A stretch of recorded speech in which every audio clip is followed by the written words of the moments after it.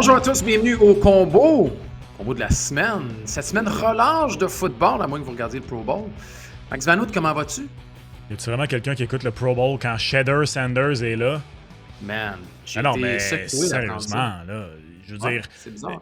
pas que j'ai de l'intérêt pour le Pro Bowl, pas que j'ai déjà eu de l'intérêt pour le Pro Bowl, à part la fois où Sean Taylor avait démoli un punter. Mais ça, si ça, c'est pas le dernier clou dans le cercueil du Pro Bowl, je sais pas ce qui va l'être. Ouais, on a essayé beaucoup de choses. Maintenant, on a des petits drapeaux, c'est du flag football. À la limite, il y a des années où le concours d'habileté était drôle. Mais moi, je ramènerais le Pro Bowl après le Super Bowl. Oui, mais en plus, pour moi, c'est surtout à quel point. C'est qu'en ce moment, la notion de Pro Bowler veut plus rien C'est dire. n'importe Tu quoi. sais, fut une époque où justement tu pouvais référer à un joueur comme étant, tu sais, je sais pas moi, former Pro Bowler X. Ouais. Il y avait un statut qui venait avec le fait d'être nommé un Pro Bowler. Maintenant, c'est être All Pro. Tu sais. C'est être nommé sur une des équipes All Pro, c'est ça qui a une valeur. Être Pro Bowler, ça veut rien dire. Tu me le mets sur la palette, mais j'allais dire, même faire partie du temple de la renommée du football maintenant, je suis sûr que ça veut dire grand-chose. Mais bon, Aïe. c'est un Gonzo qui autre fait débat. évidemment référence, pour ceux qui n'ont pas suivi, Ah au fait ouais. que Bill Belichick en était à sa première année d'éligibilité et il n'a pas été élu.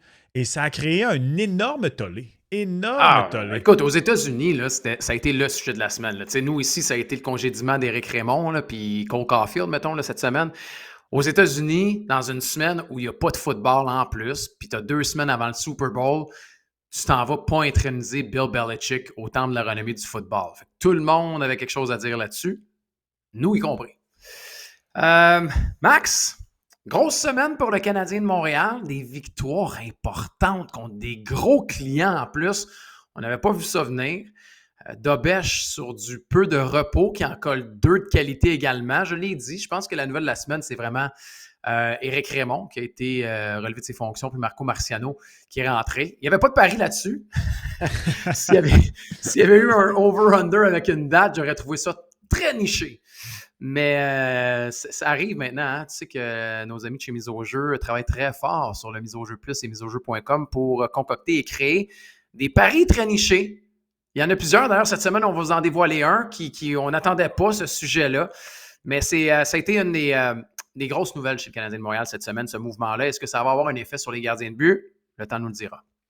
Ben oui, ça va avoir un effet sur les gardiens de but. Est-ce que Marco Marciano est le sauveur? Faut pas aller jusque-là, mais je peux pas croire qu'il n'y aura pas au moins un petit électrochoc, un petit quelque chose. Ça peut autant être bon pour Samuel Montembeault que les jeunes, tu sais. Je pense que plusieurs personnes ont vu ça comme... C'est l'entraîneur d'avenir de Jacob Fowler, etc. Même pour un joueur fin vingtaine comme Samuel Montembeault, j'en ai beaucoup parlé cette semaine. Là, tu peux aller rechercher des joueurs comme Mike Smith lorsque Sean Burke est arrivé, quand lui est arrivé en Arizona, en fait, puis qu'il a travaillé avec Sean Burke. Devin Dominic, à 29 ans aussi, il y avait eu un nouvel entraîneur de gardien qui a complètement changé sa carrière. Donc, c'est pas peu commun que même pour des joueurs d'expérience comme Samuel Montembeault, qu'un changement d'entraîneur de gardien puisse faire quelque chose. Mais de toute façon, pour le moment, c'est Dobèche qui joue. Ouais, pour le moment, c'est lui qui joue. Et aussi, on pourrait dire que moi, j'aime beaucoup Marco Marciano. Je connais pas Éric Raymond personnellement. C'est un gars qui a travaillé très fort. Puis je pense qu'il méritait. Jeff Gorton en a parlé cette semaine aussi. Il y avait de l'intérêt de la part de d'autres clubs de la Ligue nationale de hockey. On a vu y aller. Puis je pense que la dernière étape, ça a été vraiment le renvoi de Montembeault en bas. On a vu quand il est revenu, il s'était replacé aussi. C'était comme OK. C'était la dernière confirmation. On ne l'avouera jamais. Mais maintenant, on verra le travail. Ça va être bon pour le Canadien de Montréal. Mais comme tu dis, Dobèche, le filet est à Dobèche jusqu'à peut-être la pause olympique, qui sait. On verra au moment de l'enregistrement. On ne sait pas l'identité du gardien de but pour le match de samedi. On ira nos prédictions un peu plus tard. Le Super Bowl la semaine prochaine également. Les premières cotes sont sorties, Max. Le pari du Gatorade est sorti. Ça veut dire que le Super Bowl approche. Le MVP également. L'hymne national, le nombre de chansons pour Bad Bunny. Tout est là. Tout est là déjà sur la mise au jeu plus. Est-ce qu'il y a des paris sur Green Day aussi, maintenant qu'on sait qu'ils font Pas encore. Non, mais ça, bravo. J'ai hâte. Ça, bravo. Ouais, moi avec. Ça, c'est... Ouais. Mes attentes envers Billy Joe là, sont très élevées et je vais être honnête. Je suis pas mal certain que Billy Joe va pas nous décevoir. Je les ai ratés l'année passée. Ils sont venus en spectacle, puis ça m'a fait mal de les rater. J'aurais bien aimé renouer avec Green Day. C'était la tranche musicale. de la semaine. Il y en a toujours Euh, une. ben oui, il y en a tout le temps. La bouffe et la musique, ça vient avec le sport. Puis avec Exact. toi puis moi, c'est sûr qu'on va en parler. Voilà. On a parlé des gardiens de but chez Canadiens de Montréal, mais il y en a un qui s'est démarqué encore, puis qui se démarque depuis qu'il n'a pas été sélectionné pour les Jeux olympiques. Puis là, on regarde le pari de saison de Cole Caulfield qui a beaucoup bougé. D'ailleurs, on en parle aujourd'hui. Il n'a pas marqué dans le dernier match. Sa séquence est maintenant terminée, mais on voit que le chiffre est en hausse. Max, pour les gens qui veulent parier sur le nombre de buts cette saison pour Cole Caulfield, c'est maintenant rendu à 44,5 la cote. C'est très élevé. C'est très, très, très élevé comme ligne, mais je trouve qu'elle est à la bonne place.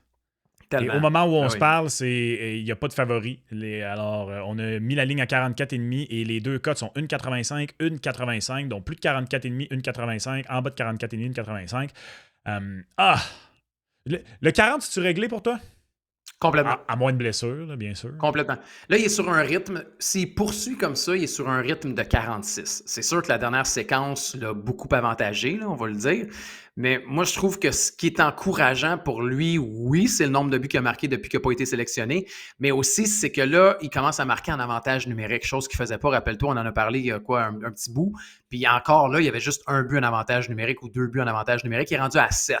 Fait que, tu sais, là, bon, jeudi, le match à 5 contre 5 du trio, ça a été assez, je dirais, Difficile. faible. Ouais. Mais sinon, l'avantage numérique fonctionne beaucoup. Caulfield est en feu, c'est un marqueur. Tout ce qui se fait dernièrement, ça marche. Moi, j'ai le goût de dire au-dessus de 44,5. Mais pour moi, le 40, c'est dans la poche. 40 aussi, j'imagine, tu vas dire dans la poche? 40, c'est dans la poche. 40, Ben ouais. je vois pas comment, encore une fois, à moins de blessures, comment Caulfield, avec Ouais. le nombre de matchs qui lui reste, ne marque pas au moins 10 buts. Ça prendrait vraiment une solide période froide qu'on lui souhaite pas. Fait que 40, c'est dans la poche. Puis je trouve vraiment que 44,5, c'est le bon chiffre parce que moi, je pense qu'il va toucher 45. Fait que je vais y aller avec un over aussi, mais tout juste, sur la foune. Un beau 45, peut-être 46 s'il en marque 2 dans le dernier match de la saison, peu importe. À ne pas négliger, si jamais fallait que le Canadien, sa position là, au classement soit sécurisée. En même temps, si Caulfield il a un plateau à atteindre, il ne se fera pas. J'allais dire, on va-tu reposer des joueurs? Caulfield ne sera pas reposé s'il est à 39 buts. Ah, ben non.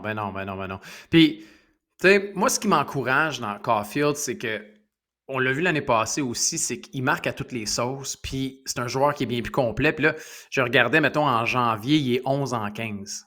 11 en 15. Là. D'ailleurs, on a battu le record là, hier pour le plus grand nombre de tours du chapeau en un mois de Ça, calendrier de c'est saison. incroyable. Man, pour les gens à la maison, là, c'est pas petit là, ce qui est arrivé. Là. On se disait tout à l'heure, dans les années 80, il se marque une tonne de buts. Hier, Alex Stock a marqué le 30e tour du chapeau du mois de janvier. C'est la plus haute marque de tous les temps dans la Ligue nationale de il hockey. reste 2 jours pour la relever. En plus! Non négligeable. Et sais-tu qui en a profité de ça? Qui? Ton ami Max dans son pool de hockey. Ah, Dans mon t'as-tu Alex Stock? Quoi? Dans mon pool de hockey, un tour du chapeau double ton nombre de points. Ah, ouais. Et sur le site web, là, tu peux voir qui a... J'ai 8 tours du chapeau. Mes joueurs ont 8 tours du chapeau cette saison. Le plus proche de moi en a 5. Et ce mois-ci, j'ai Seneca, j'ai Granlund. Svechnikov en a-tu fait un? J'en ai un autre. J'ai un autre tour du chapeau. En janvier, je sais pas si c'était en janvier. J'ai 3 tours du chapeau ce mois-ci. C'est phénoménal. Ça n'a absolument aucun sens. Et ça me met au 2e rang, là, tout près du meneur. Là. Let's go. Ouais, moi, mon pool principal va pas si bien cette année. J'ai beaucoup de joueurs blessés. Beaucoup de blessés. Puis Moi, j'avais Matthew des Tkachuk. blessés. J'ai décidé de le garder. Il est revenu au jeu. J'ai attendu avant de le rappeler pour plusieurs raisons. Et là, aujourd'hui, j'ai grincé des dents. J'ai rappelé Matthew Tkachuk. Ah, ben oui, il fallait, là, avec le match qu'il a fait jeudi quand même. Ouais, là. c'est ça. J'ai rappelé Matthew Tkachuk. Oui. J'avais des grosses décisions à prendre parce que le problème, c'est que j'avais pas d'attaquant qui produit pas. Ah, c'est un beau problème, ça. Ben, j'ai baissé Logan Cooley, qui est sur la liste des blessés. Je le gardais parce que ça coûte, même baisser un gars, ça coûte de quoi. Fait que je me dis, regarde, je vais baisser Cooley pour tout de suite, puis je vais reporter la décision plus tard. Tu vois? Parce que Max a fait une décision réfléchie. Et c'est ce que vous devez faire avec vos paris sportifs également. Ouf, celle-là, hein? Jamais sous le coup de l'émotion. Toujours Oh! posé, balancé. On se fait un budget. On ne pète pas en plein milieu comme la lumière à Gonzo qui vient de lâcher pour ceux qui écoutent en format vidéo. Excusez-moi, je pense que j'ai pas payé mon bill. Là. Je me demandais ce qui était non, j'ai arrivé payé pendant mon une bill. seconde. Je me suis dit, sa caméra vient-tu de passer de 1080p à 480 d'un coup? Ça m'a pris une demi-seconde. C'est bizarre. Ça m'avait fait ça une fois l'année passée. Là, ça le faisait plus. Je sais pas. Il a pas aimé ce que j'ai dit, je pense. Je suis désolé. Si on était une émission qui aide les créateurs de contenu dans leur création de contenu, ce qui vient de se passer, là, ça aurait été le parfait exemple de pourquoi dans la vie il faut investir dans un éclairage avant une caméra de qualité. C'est fou! C'est incroyable comment ça a tout changé. C'est un éclairage de qualité, Max. C'est un éclairage de qualité. C'est juste qu'il y a un timer dedans, j'imagine. Je sais pas quoi. Mais on aurait dit que comme ça, d'un coup, tu étais passé d'une bonne caméra de 2026 à filmer avec ta patate. Tout ça pour dire que faites pas comme Gonzo, payez vos billes et surtout, faites-vous un budget. C'était une bonne intention dès le début, par contre. Je trouvais que c'était une première, comme de l'amener de cette façon-là. J'étais comme presque fier de moi, puis finalement, mon éclairage m'a fait des mains. C'est pas grave. La parenthèse est fermée. Ce que je voulais dire sur Cole Caulfield, plus 44,5 max, c'est qu'il est 11-15 au mois de janvier, puis ce que j'aime, c'est qu'il marque des buts même dans les défaites. Il marque des buts sur la route. Tu sais, il y a quand même 9 buts en 24 matchs dans les défaites. C'est pas incroyable, mais c'est quand même presque un but aux 2 matchs. Pour vous donner une différence, là, il y a 21 buts en 30 matchs dans les victoires et il y a 17 buts en 26 matchs sur la route. Fait qu'il produit sur la route, il produit dans les victoires, il produit dans les défaites. Moi, j'ai confiance. Il va juste falloir trouver un partenaire pour jouer à 5 contre 5 sur ce premier trio-là d'ici à la fin de la saison. Là. Ça n'arrivera sinon, pas. Tu penses? Non, moi, j'ai fait mon deuil. Moi, je pense que c'est Texier qui est là pour le reste de l'année. Oh, pas moi. Non? Non.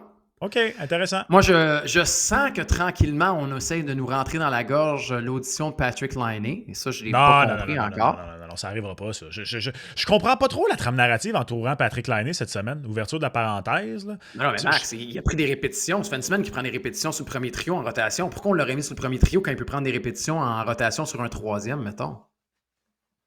OK, point pris, mais juste... Moi, depuis Carey Price, qui s'est entraîné pendant 8 mois en 2015-2016 pour jamais revenir au jeu, là, moi, tant qu'on me dit pas qu'un gars est prêt à jouer, regarde, j'y pense même pas à ce gars-là. Ouais, ben, en tout cas, moi, d'après moi, ça fait longtemps qu'il est prêt, là, mais tu parlais de patate, en voici une patate, et celle-là, elle est chaude. Mais donc, Laine est un candidat. Tu viens qualifier Patty Laine de patate? Non. La situation de Patrick Laine est une patate chaude chez le Canadien de Montréal. Attention, mets-moi pas des patates dans la bouche que je n'ai pas mis là. C'est qui donc? C'est-tu Richardson Zephyr dans la première saison de LOL qui avait fait son numéro patate? D'ailleurs, vu que tu parles de LOL, salutations à Patrick Huard. Et je vous encourage à aller voir le plaidoyer d'Anthony Cavana sur Guylaine Tremblay dans la nouvelle saison de LOL. C'est hilarant. Ben, cette saison est très bonne. Guy Jodoin gagne le trophée Hart pour moi, même s'il n'a pas gagné la saison. Là. Excusez, spoiler alert. Je suis vraiment désolé à tous ceux qui n'ont pas écouté LOL. Je viens de vous spoiler de même. Je suis désolé. Qu'est-ce qui se passe? C'est quoi ce show-là, le combo? MVP Guy Jodoin. S'il y avait eu un pari au début de LOL, exact, s'il y avait eu des paris au début de LOL sur qui sera le joueur le plus utile, j'aurais mis mon argent sur Guy Jodoin. Quelle performance! Attends, t'aurais mis ton argent sur Guy Jodoin même avant le début? Guy Jodoin aurait eu une cote monstrueuse là, parce qu'il y avait des gros joueurs. Ben oui, il y a des gros joueurs dans cette saison-là. Puis en plus de tous les niveaux, là, je veux dire, je pense que Phil Roy aurait eu une bonne cote. Il y avait des gros joueurs pareils, là, des gars qui sont capables de drame également. Un gars comme Claude Legault, Guylaine Tremblay, Patrick Sécuyer. Moi, vois-tu, dans toute LOL, la nouvelle génération. Oui, mais à LOL, justement, je trouve que les vets et les dramaturges, eux qui ont un talent d'acting et d'improvisation, comme Guylaine Tremblay, comme Claude Legault, comme Guy Jodoin, moi, je vois ça venir 100 000 à l'heure. Là. Je trouve que c'est un skill très important à avoir dans ton coffre à outils dans ce genre de rencontre sportive. Tu sauras que mon coffre à outils est très vide, Max, car je ne suis pas un garçon manuel, mais... OK, fermeture de la parenthèse. Il y a de la parenthèse au pouce. Mais ça, le problème mathématique aujourd'hui des parenthèses est complexe. Là. OK, excusez. Cole Caulfield. Je suis pas capable de le faire. Là. Salutations à tous les manuels à l'écoute. Cole Caulfield plus 44,5. On est tous d'accord. OK, on est Ouais. tous d'accord que Cole Y Caulfield avait-tu autre marque chose au à moins rajouter? 45. Non, moi, je suis d'accord. 100% d'accord sur Cole Caulfield. Il est Bon. motivé. Ouais. Et surtout, il dégaine. Je trouve qu'il dégaine sans aucune Ben hésitation oui. présentement. Puis let's go. Va te reposer à la plage pendant les Olympiques, mon petit Cole. Puis reviens, là, puis continue à remplir le filet. Ça, c'est la bonne nouvelle. Hudson et Caulfield. D'ailleurs, j'ai retrouvé le début de cette parenthèse et on parlait de patate chaude et de Avec Patrick Patrick Laine Laine. et de l'audition. Un autre qui aura son audition, à mon avis, avant la fin de la saison, aux côtés de Suzuki et Caulfield, son nom, Alex Newhook. Notez bien ça. Non, je pense pas. Notez bien ça. Non. Oui, il y aura de son audition lui aussi. Tu penses? Oui. Quoi, à gauche puis Caulfield à droite? Ah, je sais pas. Peut-être qu'on va l'envoyer à droite. Peut-être qu'on va Moi, l'envoyer à droite. Moi, j'écarte pas la possibilité qu'à son retour, on refoute Slav à 1 parce que les deux premiers trios fonctionnaient en début de saison. Là. Mais moi, j'aime beaucoup trop le duo Slav-Demidov. Moi aussi. Moi aussi. Puis là, jeudi, ça a été un meilleur match de ce trio-là. Fait que je pense qu'on va le laisser aller. C'est loin encore, mais là, on a vu Newhook cette semaine. C'est pour ça que je plug son nom. Je me dis Stexier, Bolduc, Dak, peut-être Laine éventuellement. Je veux dire, si Newhook revient puis qu'on a fait la question de Dano, on va le mettre où? Peut-être le plug est là éventuellement s'il n'y a rien d'autre qui fonctionne, parce que peut-être que c'est Bolduc qui va remonter aussi éventuellement. J'adore ce trio-là, d'ailleurs. Ouais, moi Dak, aussi. Evans, Bolduc, quel beau trio Ouais. en ce moment. Mais Max, si on t'avait dit après 53 games, le quatrième trio du Canadien de Montréal, ça va être Dak avec Evans puis Bolduc, tu te serais gratté le coco solide. Je me serais regardé le coco, je me serais dit, oh, ça va mal, mais non, ça va bien. C'est ça qui est bizarre. C'est une saison bizarre. C'est une saison C'est aussi une bizarre saison que bizarre. l'épisode en cours du combo. Je suis d'accord. J'annoncerais une tempête de neige cette semaine, moi, je pense. C'est vraiment un épisode bizarre, mais je l'aime. Comme je suis en paix avec ce qui sort. Moi, ce sont mes épisodes préférés. Fait que, regarde, avec. Mais moi, je suis un ancien gardien. Hein, je suis weird. Fait que ouais, je sais que t'es weird. Mais tu sais, je suis content de faire ça avec toi parce que je sais que t'es juste un petit peu plus weird que moi. Tu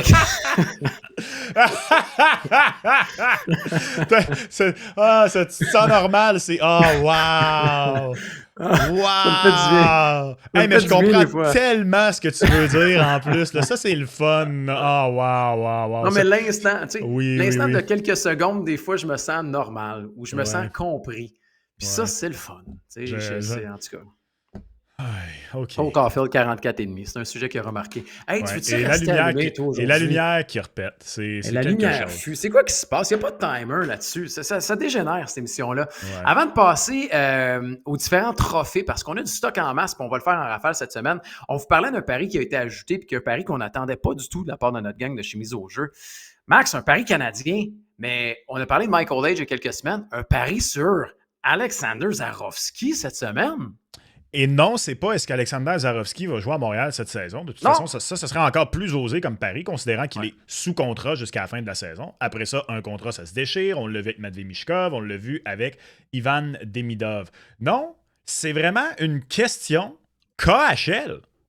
C'est une question KHL. Est-ce que Alexander Zarovski va terminer meilleur pointeur de son équipe, le Salavat Yolaev Ufa, en saison régulière? Et le oui est favori avec une cote de 1,50 et le non négligé avec une cote de 2,40. Je dois être honnête. Ouais, je dois être honnête, Gonzo. Dans notre travail, on suit tout ce qui se passe, mais je le dis souvent aux gens qui me suivent, je ne suis pas un expert en espoir. À un moment donné, tu ne peux pas être expert de tout dans la vie et il n'y a rien de mal à ne pas être un expert en espoir. Il y a des gens qui sont excellents et qui suivent, entre autres, en ce moment, la saison de Zarovski vraiment à la loupe pour voir qu'est-ce qu'il peut amener. C'est pas mon cas. Je sais qu'il a une excellente saison. Je sais qu'il est au sein d'une équipe où il est mis en valeur, un peu le contraire d'Ivan Demidov l'an dernier avec le Scott Saint-Pétersbourg. Donc, dans cette situation-là, plutôt que vous dire, moi, mon choix, je vous invite, si c'est un pari qui vous intéresse, à vraiment faire vos devoirs et à aller regarder et à aller analyser. C'est important. Pas juste y aller avec un petit oui ou un petit non parce que là, vous êtes excité, mais vraiment, allez vous aiguiller, allez faire vos recherches là-dessus. Comme je disais, la seule chose que je sais, il est positionné pour pouvoir y arriver parce qu'il est très utilisé avec son équipe. Oui, il est très utilisé, puis c'est un bon conseil. Il y a beaucoup de gens qui vont suivre tous les matchs de Zarovski. Moi non plus, j'ai regardé, je pense, un match et demi cette année, de Zarovski, parce que aussi avec l'horaire, c'est pas évident. Des fois, on peut combiner les choses. Sinon, j'ai vu plusieurs séquences parce qu'on est tous curieux de voir ce qu'il fait, puis on regarde son développement et son cheminement. Mais oui, avant peut-être de faire le pari, faites vos devoirs et allez peut-être fouiller sur la toile pour, pour voir certaines personnes qui suivent le travail de Zarovski. Ce qu'on sait, c'est que pour le moment, il est premier pointeur de son équipe. Tu sais, il a 35 points en 42 matchs. Celui qui est juste en arrière de lui, c'est Jack Rodwald, qui lui en a 34, donc il est un point derrière Zarovski, mais il a joué plus de matchs. Il y a plusieurs vétérans qui sont là-bas. Et moi, ce que je dirais, c'est que, et le move qui est peut-être un peu qui me fait me gratter le coco, c'est. Ça ne m'arrêtera pas hein, cette semaine, ça fait 5 minutes. Je veux dire, ça n'a pas de sens. On est allé chercher Kuznetsov, Max. On est allé chercher Kuznetsov comme on avait fait avec Ivan Demidov. Est-ce que c'est une bonne chose? Est-ce que c'est une mauvaise chose? On entend entre les branches que le comportement de Kuznetsov laisse encore à désirer. Lui qui n'a pas une super réputation, mais qui est encore capable de jouer. Et là, il change d'équipe dans la KHL et il se retrouve avec le club Azarovski. On va vouloir le jumeler avec lui, on va vouloir essayer de voir s'il y a des flamèches.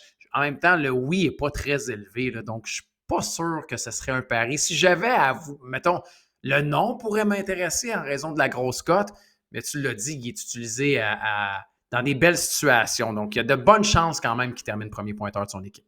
Ouais. Et y aller avec un nom, c'est plate. Fait j'aime mieux ne pas y aller. Bon, alors c'est dit. Max, parlons des trophées maintenant parce que c'est drôle, hein, à la pause, presque à la pause olympique, il y a presque plus de courses pour les trophées.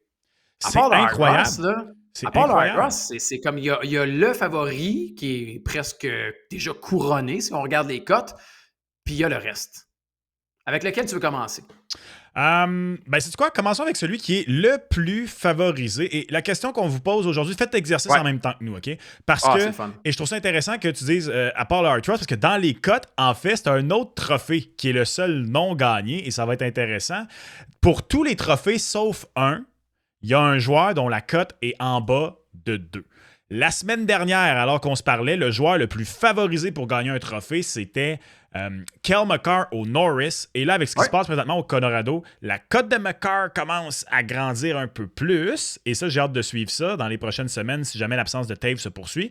Et c'est maintenant Matthew Schaefer qui est le joueur le plus favorisé pour gagner un trophée. Matthew Schaefer au Calder. La question est toute simple, Gonzo. Est-ce que pour le trophée Calder, il y a un joueur pour toi qui vaut la peine de prendre le risque en ce moment, malgré la cote élevée de basse, en fait, là, le fait que Matthew Schaefer est autant favorisé?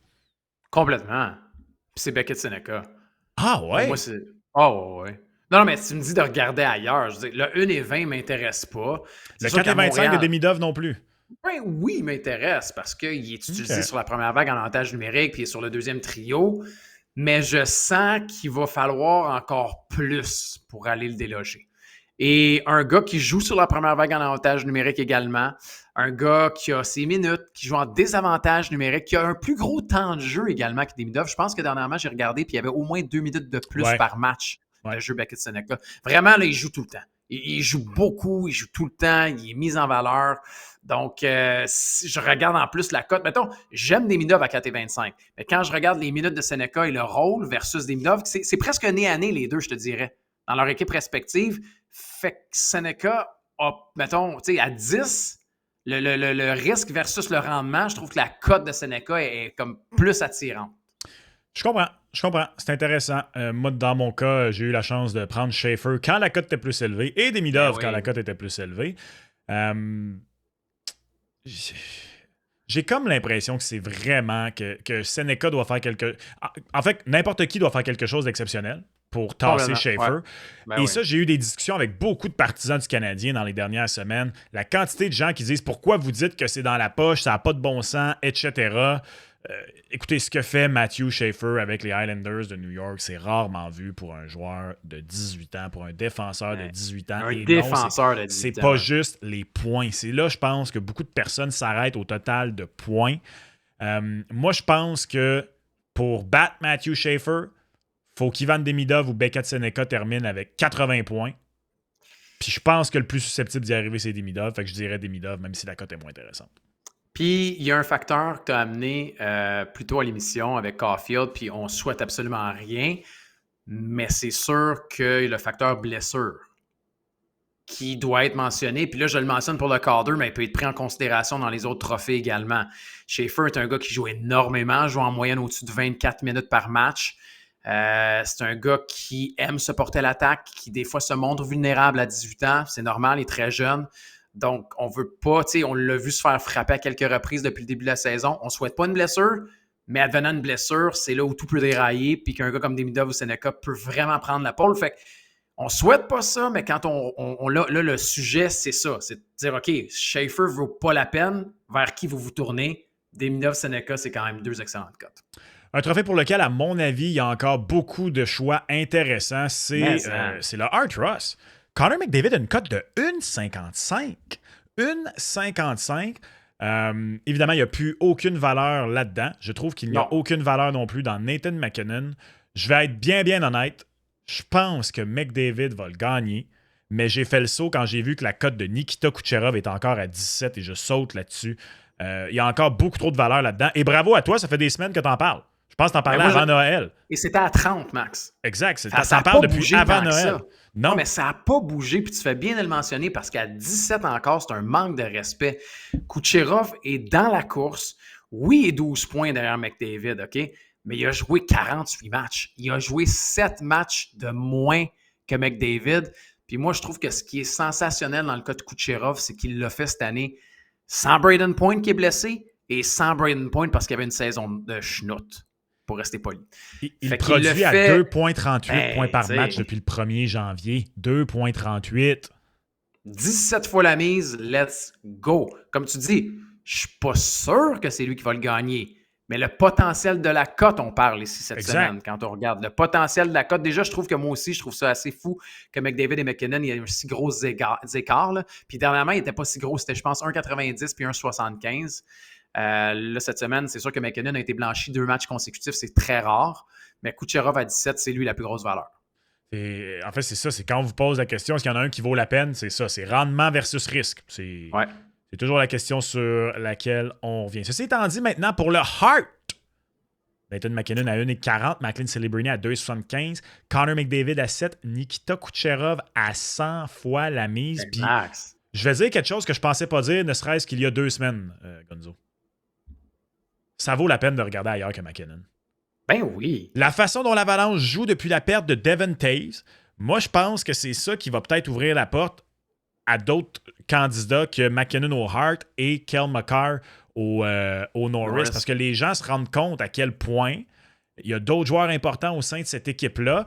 Si Colorado se replace et tout ça, ça va arriver quand même. T'sais, MacKinnon a suffisamment une bonne saison jusqu'ici, mais Kel McCarr aussi. En plus, c'est des gars que leur réputation sont faites. Mais s'il fallait au retour des Olympiques que la petite période, appelons-la creuse selon leur standard de l'Avalanche, se poursuive, ben sais-tu quoi? Nikita Kucherov, cette année, s'il gagne le Art Ross, pour vrai, cette année, je pense que, je sais pas si tu vas être d'accord, là, tu me diras, plus que jamais, cette année, le Lightning de Tampa Bay est traîné par ces 2 Russes, Kucherov et Andrei Vasilevski. Tu as parlé de Braden Point, il y a, tu sais... Victor Edman n'est pas là. Je veux dire, Edman n'est pas là. Même pas là Radish, ce qu'il fait, c'est... Ben, honnêtement, c'est fou. J'ai pas d'autre terme que c'est colon. J'arrête pas de pas comprendre ce qui se passe avec Radish. C'est vraiment. Mais il y a tout eu du talent. C'est juste que c'était Edman qui était là-bas. Fait que, je veux dire, on s'entendait pas à du point par match là, pour Radish. Là. Le point par match, c'est fou. Mais je pense que Nikita Kucherov, avec le Lightning qui pourrait potentiellement terminer maintenant presque jusqu'au sommet de la Ligue, avec un Kucherov qui terminerait premier pointeur, une cote de 100 fois la mise, mais en que ça vaut la peine. La seule chose qui retient mes ardeurs, c'est l'historique de manque de respect dans le vote de ce trophée-là pour Nikita Kucherov. C'est la seule chose. Mais écoute, 100 fois la mise pour le potentiel gagnant du trophée Art Ross, meilleur joueur de son... Ça s'écrit tout seul, je trouve. Ça s'écrit tout seul. Encore une fois, c'est un peu comme le Art Ross. Tu sais, le trophée Art, puis là, c'est pas 17, c'est 100 fois la mise. On vient de vous le dire.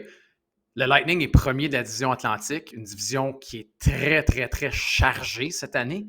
Ils ont perdu Edman, ils ont perdu Point, puis on le disait, Point n'avait pas une bonne saison en plus. Ils ont eu beaucoup de blessures, ils ont fait face à plein de défis, puis malgré tout ça, ils gagnent. Là, c'est quoi la séquence qu'ils ont? C'est 14-15? Ça n'a aucun sens ce qui se passe. Fait que, veut pas, l'Avalanche, ça va bien. Là, c'est quoi? C'est 4 victoires, je pense, en 12 matchs pour l'Avalanche. Tu le disais, là, depuis la blessure à Taze, à Landeskog, puis le Colton est revenu. Mais c'est quand même gros ce qui se passe à Tampa Bay. Puis je trouve qu'on n'en parle pas tant que ça, honnêtement. Non. On n'a pas beaucoup parlé du Lightning parce que, comme tu dis, il n'y a pas une bonne réputation. Kucherov, c'est pas un gars au niveau du concours de la popularité, c'est pas lui qui va gagner. Puis c'est sûrement pour ça qu'on a une cote à 100 fois la mise. Mais il faut respecter ce qu'il a accompli cette année, puis sa cote, elle ne devrait pas être à 100 fois. Fait que si on parle encore une fois de rendement, c'est lui qui gagne haut la main. Et il va se reposer pendant les Olympiques. Il va en relaxer. Plus! Fait qu'il va peut-être être en mesure de maintenir le rythme. Je ne serais pas du tout surpris. On est d'accord à date. On est pas mal d'accord, fou, je te dirais. C'est fou. Le trophée Maurice Richard, je trouve qu'il y a plusieurs joueurs qui peuvent valoir la peine. Allez voir. Ben ouais. McKinnon est maintenant à quoi? 4 devant McDavid. Puis tu sais, après ça, 8 buts, c'est beaucoup. Avec le reste, avec les Robertson, avec les Caulfield, etc. Mais surtout McDavid, en fait, moi, une cote de 5 pour 4 buts de retard pour Connor McDavid, je trouve que ça vaut la peine. Puis honnêtement, je pense que c'est avec lui que j'irais pour gagner le trophée. Ouais. Ceci étant dit, encore une fois, dans ce cas-ci, là, je pense que McKinnon devrait être en mesure de maintenir son avance. C'est juste que pour 4 buts, je trouve qu'une cote de 5, ça vaut la peine. McKinnon, tu sais, le 1,45 il est plate, mais moi aussi, je pense que c'est McKinnon qui va le gagner. Puis on vous le dit depuis le début de la saison là, au combo, là, si vous ne regardez pas des matchs de l'Avalanche, faites-vous un devoir de le regarder. Puis regardez pas le match que vous avez vu contre le Canadien de Montréal, parce que McKinnon n'a pas été mis en valeur, là, vraiment pas. Mais ce trio-là de McKinnon avec Netchach et avec Lekonen, c'est un des trios à 5 contre 5 les plus dominants de la Ligue nationale de hockey depuis le début de la saison. Puis en grande partie parce que McKinnon est juste en feu. C'est beaucoup 8 buts. Puis tu sais, j'aimerais dire un Robertson ou un Caulfield, mais non. Tu sais, Robertson, il y a le contrat, il y a du bruit autour de lui. Les Stars, ça va moins bien aussi. Cole Caulfield, là, attention, là, c'est le fun ce qui se passe présentement, mais d'aller battre McKinnon ou McDavid, j'y crois pas. Fait que moi, dans les candidats, je vois pas qui d'autre que McDavid pourrait y aller. Là, puis j'ai pas parlé de DeBrincat ou Morgan Geekie parce que je les écarte malgré le même nombre de buts que Robertson et Caulfield. Ouais, non, je suis d'accord. Moi aussi, je suis 100% d'accord. La course au trophée Vézina, je comprends pourquoi Ilya Sorokin a une cote aussi élevée, qui est à 1,80. Il est suivi d'Andrei Vasilevski à 2,70, Logan Thompson à 6, John Gibson à 20.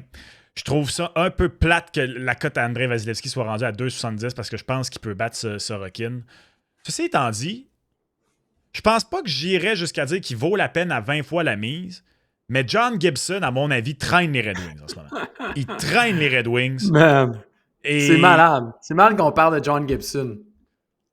Oui, mais sais-tu quoi? Je suis vraiment content pour John Gibson. Moi, ça fait des années que je me pose la question, qu'est-ce qu'il aurait eu l'air dans son prime à l'extérieur d'Anaheim? Parce que John Gibson, il y a plusieurs personnes qui ont tout le temps dit, il n'est pas si bon que ça, il crash chaque année. Ouais, mais il crashait chaque année parce que le nombre de matchs et surtout le volume de chance de marquer de qualité auquel il faisait face à un moment donné, il finissait tout le temps par planter après d'excellents débuts de saison.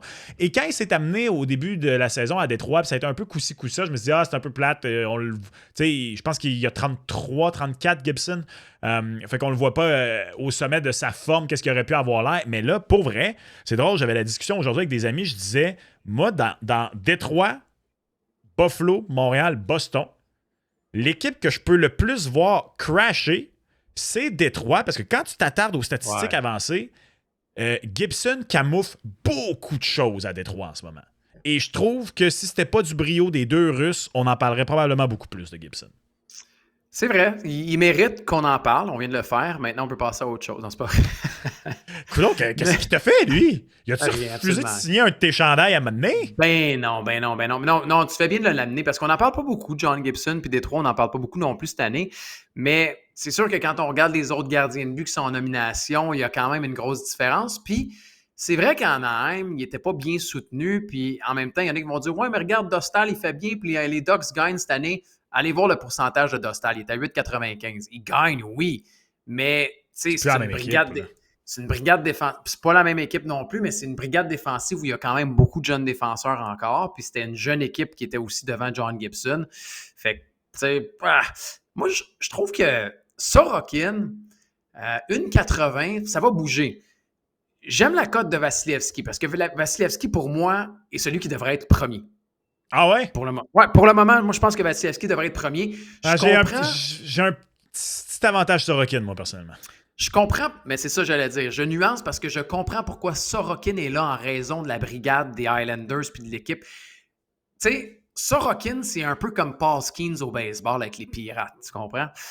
Il lance bien, mais il n'y a pas de support de but. Les Highlanders, c'est un peu ça. T'sais, Sorokin goal sa tête, mais les Highlanders, quoi qu'ils sont pas mal meilleurs cette année. Quand même en Ils ont une. série. Tu sais, t'as perdu Dobson, tu rentres Schaefer. Romanov n'est pas là pour l'année. Ryan Pollock est blessé. Il y a eu plein de blessures en défensive là, pour les Highlanders. Puis malgré tout, Sorokin est capable de continuer. Puis il y a des blanchissages, puis il fait très bien. Fait que c'est normal, mais je pense que là, si on parle de potentiel de cote risque versus rendement, je trouve que ça, tu sais, Vasilevski, il y a un petit avantage là, à aller chercher quand même parce que lui aussi va les avoir les votes de il y a beaucoup de blessures à Tampa Bay. Mais je te dirais nez à nez, mettons, Vasilevski, Sorokin. Fait que je trouve qu'il y a une grosse différence entre les deux cas de pareil. Puis regarde, on parle de changement de coach de gardien de but. Sorokin puis les Highlanders, c'en est un, ça. Oui. On a changé de coach des gardiens, puis Sorokin, est-ce qu'il est redevenu le gardien d'il y a quelques années? Autrement dit, pour toi, le meilleur gardien, c'est Vasilevski. Le gardien le plus utile, c'est Sorokin. Et voilà. Je vais à distinguer la façon dont on a parlé. On a gardé, même à mon si avis... weird, tu comprends bien les affaires. Ben non, mais surtout quand il est question de gardien. En plus, c'est ça. On a gardé les deux discussions les plus intéressantes, à mon humble avis, pour la fin. Ah ouais? Ben, dans les trophées. Le Jack Adams. Oui, mais le Norris aussi. Tu penses? Ben, écoute, moi, je pense vraiment que l'absence de Devon Toews est en train de faire fondre l'avance de Cale Makar. Ben, on voit la cote, Max. Je veux dire, rappelle-toi, il y a une couple de semaines, on a parlé de... C'était la semaine passée ou il y a 2 semaines, on parlait d'Hudson, puis on va juste parler d'Hudson. Puis Makar, un bout, il était à 1,08. Il était à 1,08 pour le Norris. Je veux dire, il était dans une autre ligue. Puis comme tu dis, c'est depuis l'absence de Toews que là, on se fait wow. Puis lui, il n'y aura pas de congé là, pendant la pause olympique, Cale Makar. Moi, je pense vraiment que le choix de Werenski deuxième, c'est le bon choix. C'est plate que les Blue Jackets, quoique là, ils ont une mini-run, là, les Blue Jackets de Columbus. Là. Un bonus, ouais. Je pense qu'absolument personne va voter pour Evan Bouchard, pour être bien honnête. Là. Je pense qu'Evan Bouchard, ça va être la même chose que l'année que Tyson Barrie, justement, avait fini premier pointeur chez les défenseurs, puis il n'avait même pas eu de nomination au Norris. Pour moi, c'est la même chose. J'espère, Max, parce que honnêtement, là, c'est drôle, on en parlait cette semaine, puis j'en parlais avec quelqu'un qui ne regarde pas les matchs des Oilers. Puis son commentaire, c'était « Pourquoi vous tombez tout le temps sur la tomate à Evan Bouchard quand il était à plus 13, puis il joue autant de minutes, puis tout ça? » Puis ma réponse a été « Regarde 2-3 matchs des Oilers, puis tu vas tout comprendre. » Non, mais c'est vrai, ses stats, tu regardes pas les matchs des Oilers, tu regardes ses stats, puis t'es comme « Ce gars-là, il est Norris, là. » Il le bouge bon, mais il y a des points ici, il est même à plus 13, il joue 25 minutes. Mais il va de bourdes monumentales défensives comme presque une par période. Evan Bouchard, pour moi, c'est la preuve que le plus-moins, c'est une statistique d'unité, puis c'est pas une statistique individuelle. Mais regarde, fermeture de la parenthèse. Là. Moi, je m'éterniserai pas parce qu'on en a parlé la semaine passée, mais je continue de croire que Moritz Seider va avoir sa part de cette année, puis qu'à 35 fois la mise. Là. Moi, au moment où on se parle, je suis convaincu que les 3 nommés, c'est Makar, Werenski, Seider. Et je pense que si les Red Wings, ça se maintient, je ne serais pas surpris qu'il y ait un push pour Seider. C'est faux qu'à chaque année, on regarde juste le nombre de points. C'est sûr que quand tu as un gars comme Cale Makar qui fait ce qu'il fait en temps normal, c'est sensationnel. Mais je pense qu'il va y avoir réellement un push pour Moritz Seider, puis la cote à 35 vaut la peine. Voilà. La cote à 35 m'attire beaucoup. Je t'en ai parlé, je pense même qu'il va y avoir des votes pour le Hart, Moritz Seider. La seule affaire, c'est qu'il y a tellement de défenseurs au point par match cette année qui vont être désavantagés. Tu sais, Makar, Werenski, Hudson, Bouchard, Quinn Hughes. Hey, c'est du stock en masse là, devant lui. Mais Radish. Sinon... Hein? Radish, ouais, excuse-moi, Radish, je l'ai oublié. Mais globalement, si on regarde la saison, ce gars-là est un monstre en défense pour les Red Wings. Est-ce que c'est lui qui a la saison la plus complète? Possiblement. Possiblement. Oui. Mais après, c'est pas nécessairement le vote qui suit. Fait que mais si moi j'ai à choisir aujourd'hui puis je me dis c'est quoi la cote qui m'attire le plus versus le rendement, le risque, Seider moi aussi. Let's go. Et là, je tombe des nues, Gonzo. On aurait pu faire l'épisode complet sur les cotes au Jack Adams. J'ai une confession à faire. Ouais. J'ai jamais autant si peu compris les cotes au Jack Adams en ce moment. Même si tu m'avais demandé qui sont les favoris pour gagner le Jack Adams en ce moment, j'aurais été d'un patate. Parce que j'aurais pas eu Jared Bednar qui est favori à 2,25. John Cooper, deuxième à 4,50. Lindy Ruff à 6, OK, mais ça a trop coïncidé avec le congédiement du DG à Buffalo pour que personnellement, Ouais. je vois vraiment que ce soit Lindy Ruff et Jack Adams. Mais Joanne c'est normal Kelville qu'il à soit là, 12. Lindy Ruff, pareil. C'est Oui, je normal qu'il comprends. soit là. Todd McClellan à 12, Dan Muse à Ouais. 18, Ryan Warsofsky. Je déteste dire ce nom-là. Pour un Warsofsky. francophone, là, c'est. En tout cas, pour un Pense à francophone. soft. Pense à Ouais, mais soft. pour un francophone de région comme moi, là, pas radio-canadien, c'est compliqué. Ben, Fin. attends, mais Max, honnêtement, si tu demandes aux gens à la maison, Ryan Warsofsky est le coach de quelle équipe, je suis pas sûr que tout le monde a la réponse. Et là, moi, ceux que je t'aurais Martin nommés comme favoris pour gagner le trophée Jack Adams, Martin Saint-Louis et Patrick Roy apparaissent finalement. Et Ah Patrick oui, Roy n'est ah même oui. pas dans le tableau que j'ai fait tellement il est loin. Ça, c'est fou, hein? Moi, j'en reviens pas que Patrick Roy soit aussi loin. Moi non plus.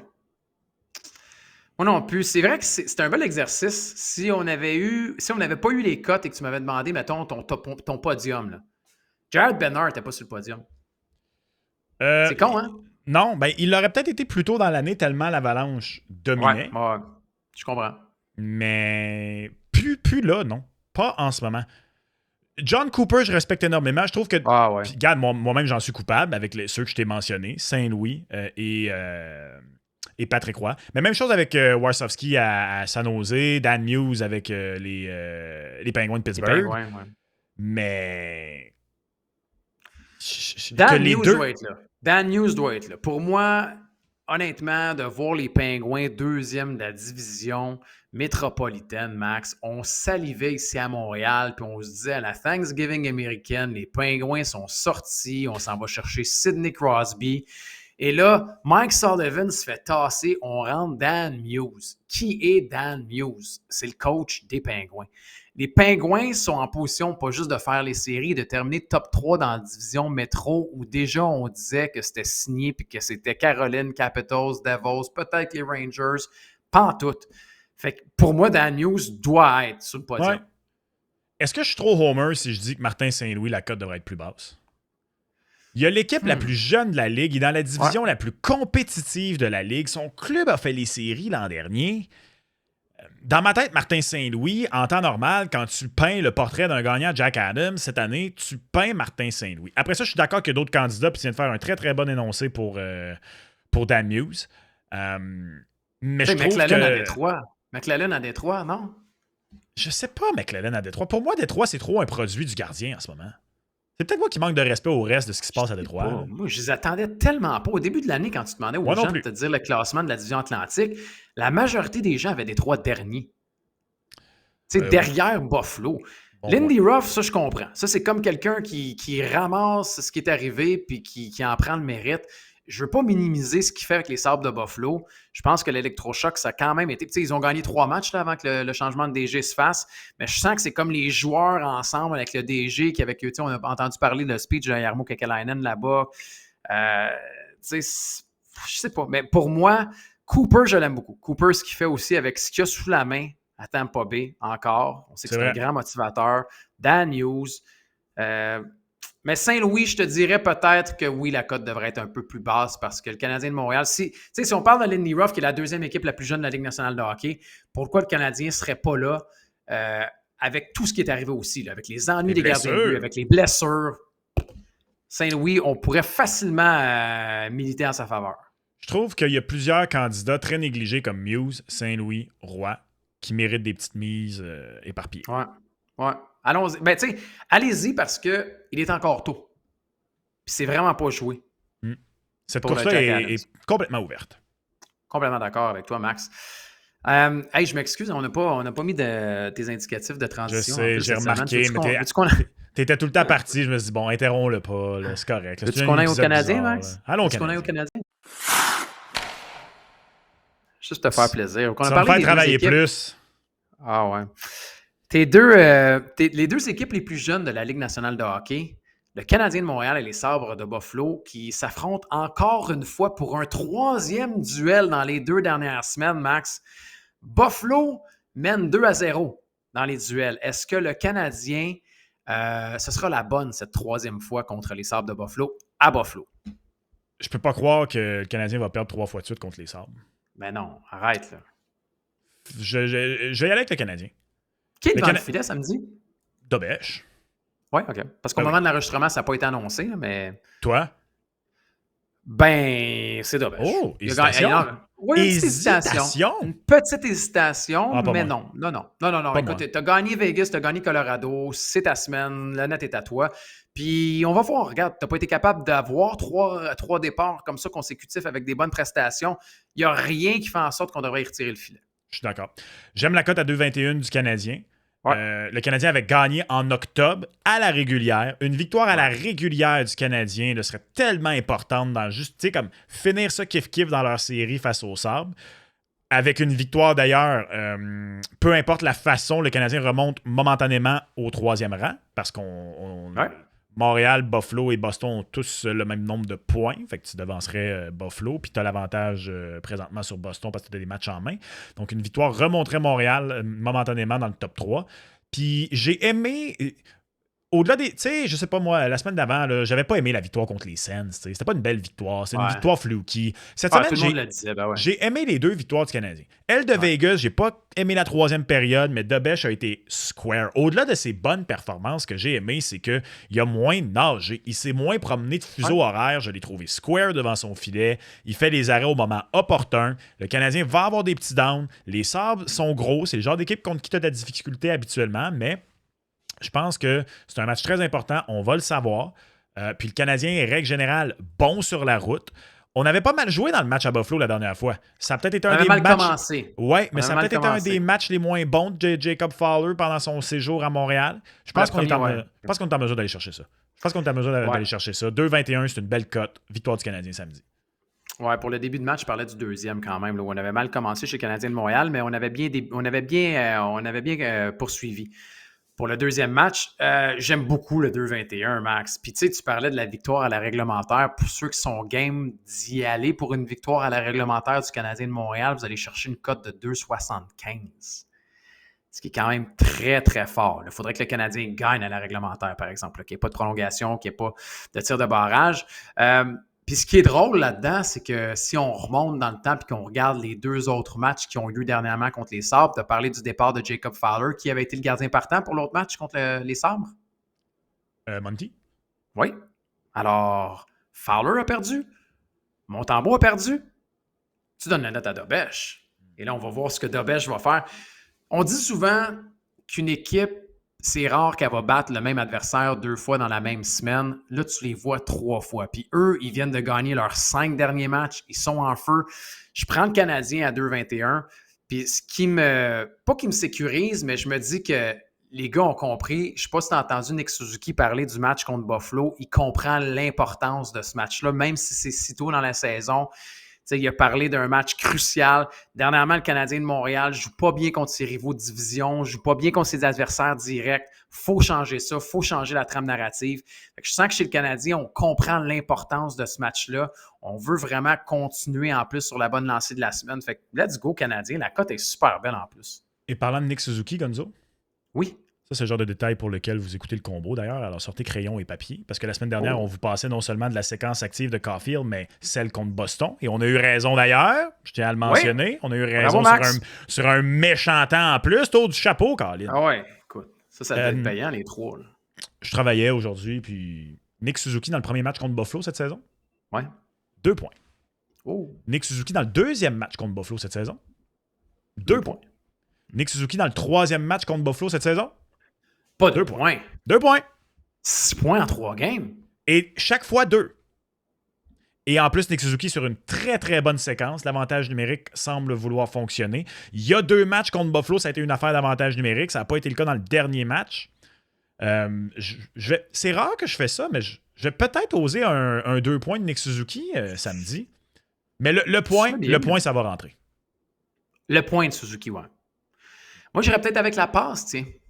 Pour le cibler un peu plus. La passe de Suzuki pourrait être bonne. Et sinon, un gars qui a été blanchi à ses 2 derniers matchs contre les Sabres de Buffalo, mais lui, habituellement, contre les Sabres, il joue bien, c'est Slav. Slav aussi a des bons matchs contre les Sabres de Buffalo. Donc, ce serait peut-être un joueur que je ciblerais dans les paris de joueurs, mais Suzuki est toujours un bon choix. Ouais, je Je trouvais Slavkovski plus tranquille dernièrement. Puis Ouais. son petit but, alors que ça voulait plus rien dire à la fin, je pense que ça, c'est le genre d'affaire qui peut peut-être repartir un Slav. Ouais, on l'a vu que ça l'a rallumé quand même. Ça l'a rallumé. Bon match à tous. Canadiens Sabres, c'est un match important. Il reste 3 matchs aux Canadiens de Montréal avant la pause olympique. 3 matchs sur la route. Samedi, c'est à Buffalo. Par la suite, c'est le Wild du Minnesota et les Jets de Winnipeg avant ce petit break olympique où on pourra causer de hockey olympique également au combo dans les prochaines semaines. Max, allons jaser LNH. On a eu des bonnes semaines la semaine dernière, Gonzo. Ouais, ben ton Caulfield était bon dans le pari canadien, mais dans les paris de joueurs, je me souviens d'avoir regardé les matchs samedi et de me dire ça, Max, c'est rentré. On a-tu 2 en 3 encore pour les 2 deux? en 3 Oui. chacun. Toi, le seul qui C'est n'est pas rentré, c'est ton point d'avantage numérique de Jack Eichel. 7-1, les sénateurs d'Ottawa, ils m'ont tous mis ça dans les dents. Ouais. Et moi aussi, là, j'ai un blanc de mémoire, parce que celui de dimanche est rentré, puis j'ai un blanc de mémoire sur celui de samedi qui n'est pas rentré. Mais 2 en 3, encore une fois. 2 en 3, c'est bien ça. Semaine On est très riche au baseball, Max, à 2 en 3. Et voilà. Je te laisse débuter, tiens, Gonzo. Ben merci, Max, c'est Ça me fait gentil. plaisir. Je débute cette semaine, tiens, et j'y vais avec le seul match au programme vendredi soir dans la Ligue nationale de hockey.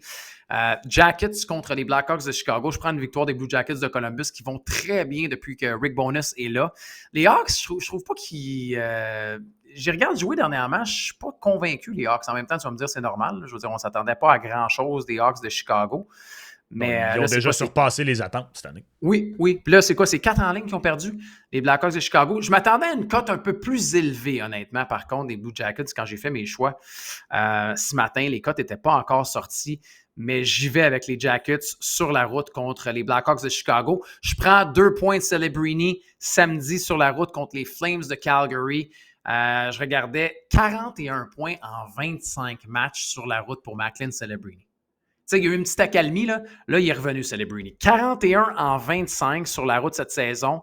Il y a eu 4 points dans le dernier match contre les Flames de Calgary également. Puis les Flames, ben, c'est un peu comme les Blackhawks. Là, ça traverse une autre période très difficile. 5 défaites en ligne. Fait que let's go, Celebrini. Et je termine avec une victoire des Ducks d'Anaheim à la maison contre Vegas, parce que Vegas, eux, vont avoir joué un 2 en 2. Donc ça sera le deuxième du 2 en 2 avec du voyagement.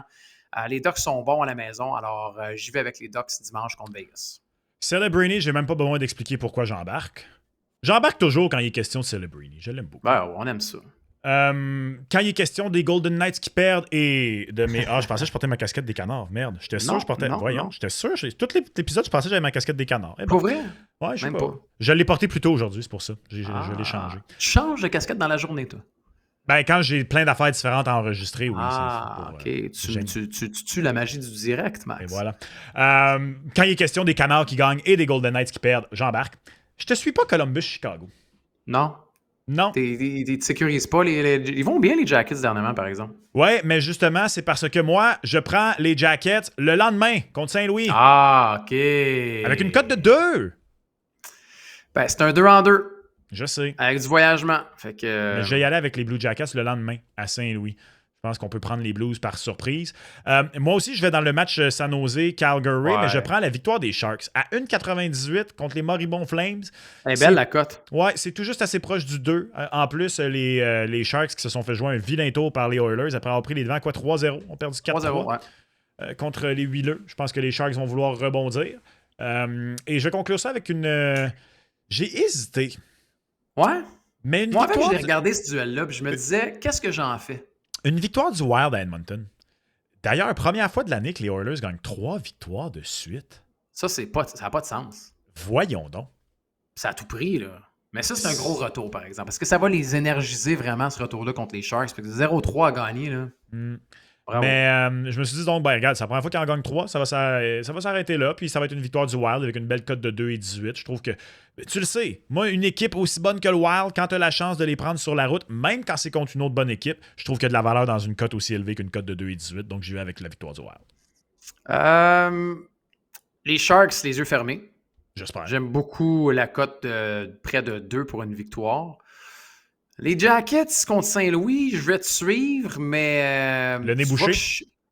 Ouais, je vais te suivre parce que je suis pas... je t'en tiendrai pas rigueur de ne pas me suivre pour Columbus. Ce serait trop injuste. Ah, wow, il essaie de me faire filer cheap. Même ma lumière n'est pas d'accord avec mon choix. Non, c'est ça, elle t'envoie des messages. Il Puis, est fâché. je suis fâché pour vrai contre ma lumière. Je suis sur le point de la sacrer au vidange, comme Caden Goulet a sacré son casque à terre après s'être montré vulnérable. Ah, ben let's go, je te suis partout, là. Let's go. Let's go. Le Wild contre les Oilers. Les Oilers ne m'inspirent pas confiance, même s'ils gagnent. C'est comme... Mais cette équipe-là peut gagner n'importe quel match si les gars se mettent à jouer au hockey. On a vu Connor McDavid, puis Evan Bouchard, puis Zach Hyman, puis Léon. Puis... Ça va faire du bien à Léon aussi d'avoir marqué son premier but. Je pense que ça va faire du bien. Max, dans une semaine, ce sera le Super Bowl.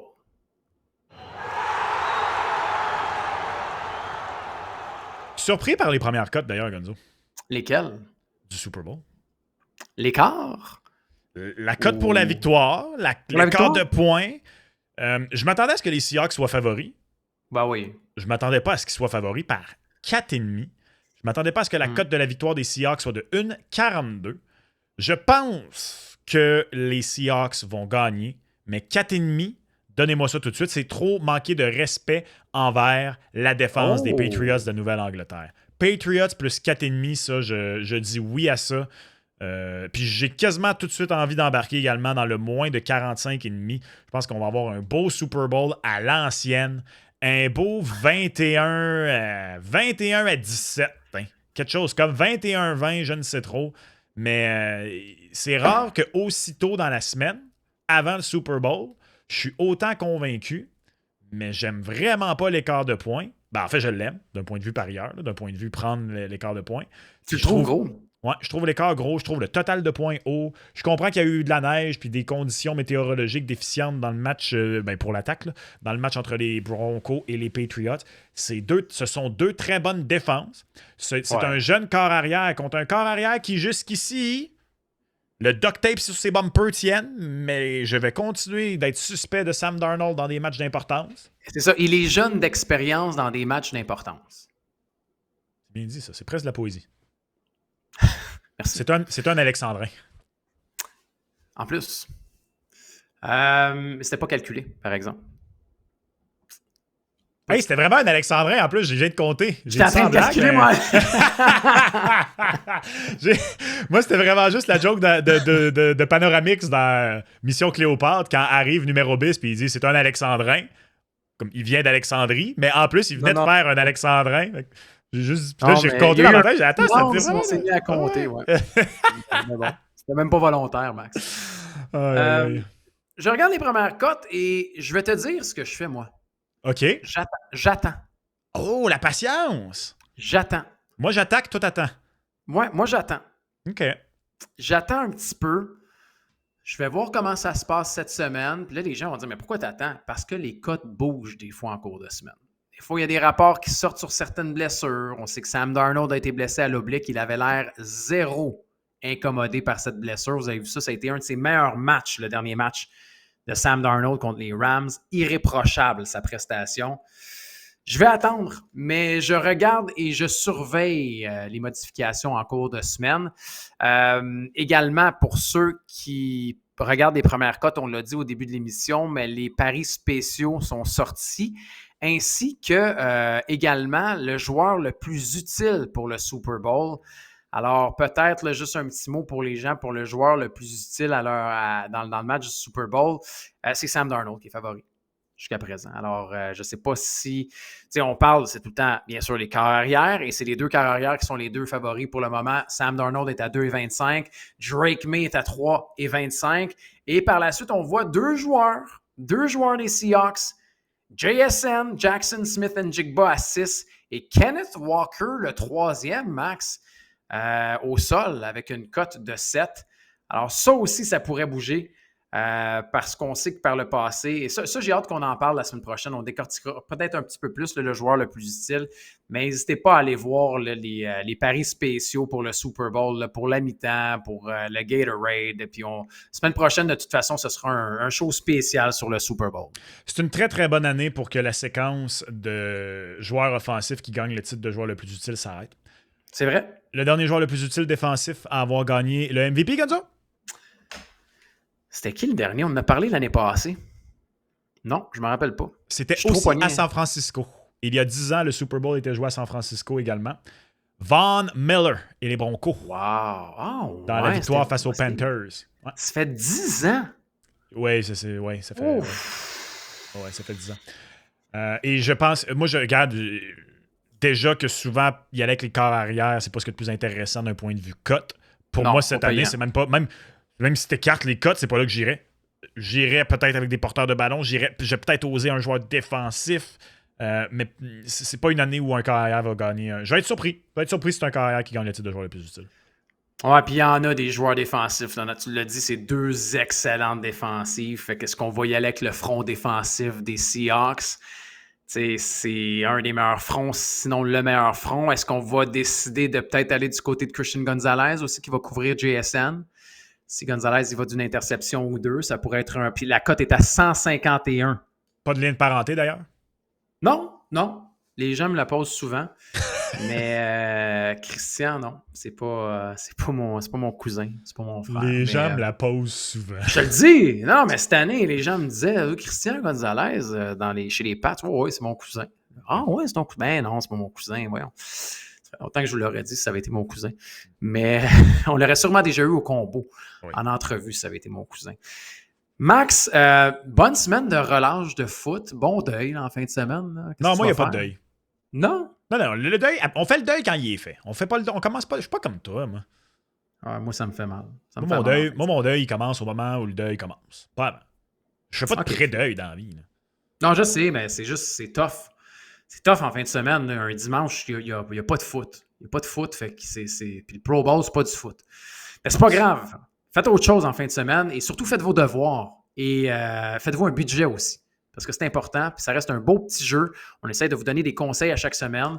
Mais clairement, j'ai besoin de conseils pour mon éclairage. Parce que tout le long, ça m'a fait suer. Puis honnêtement, je ne sais même pas pourquoi. Puis c'est ça qui est le pire là-dedans, Max. Sur le point. Qu'est-ce que je vais faire? Je vais finir le show de même. Pas de lumière. Et moi, sais-tu qu'est-ce que je fais? Quoi? Je te laisse le mot de la fin sans plus rien dire parce que j'aime ta montée de lait en ce moment. Je me retiens de pas dire des gros mots. Hein. Je me retiens de pas dire des gros mots. C'est pas grave. On vous aime à la maison. Passez un beau week-end. Amusez-vous. Propagez la bonne nouvelle avec le combo. On s'en reparle la semaine prochaine pour un spécial Super Bowl.